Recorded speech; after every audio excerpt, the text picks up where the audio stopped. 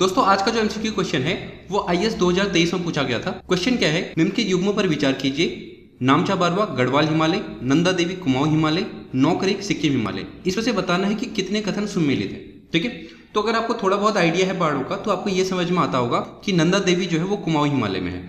तो एक आपका टिक करते ही आपका क्वेश्चन 50-50 हो जाता है। अगर तीन में से आपको एक भी आता है तो क्वेश्चन 50-50 हो जाता है और दो क्वेश्चन एलिमिनेट हो जाते हैं। तो इस तरीके से क्वेश्चन को इजी किया जा सकता है। इसके बाद अगर आप देखो मैप में कौन कहाँ है तो एक चीज ध्यान रखना, ये बहुत बार पूछा जाता है कि नामचा बारवा दिया गया है गढ़वाल हिमालय। तो एक तो गढ़वाल हिमालय है नहीं, ये अरुणाचल वाले हिमालय में है। ठीक है, अरुणाचल वाली साइड पे है।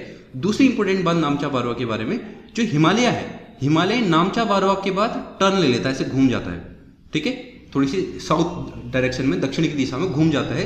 तो नामचा बारवा वो वाली पर्वत श्रृंखला है जहां से हिमालय जो है वो एक पिन पॉइंट में साउथ की तरफ घूम जाता है। तो इसलिए बहुत बार नामचा बारवा पूछा जाता है। ठीक है, इसके अलावा अगर आप देखेंगे नौकरेक को, तो नौकरेक नेशनल पार्क भी है। ये चीज आपको समझ में आनी चाहिए। जो नौकरेक नेशनल पार्क है वो मेघालय में है। ठीक है, ना कि सिक्किम में है, बल्कि कहाँ है, मेघालय में है। तो इस तरीके से आप देखेंगे तो आपको आसानी से इसका जवाब मिल जाएगा। नौकरेक सिक्किम हिमालय गलत है, नामचा बारवा गढ़वाल हिमालय ये भी गलत है, और केवल सही है नंदा देवी कुमाऊं हिमालय, यानी इसका आंसर जो होगा वो होगा बी।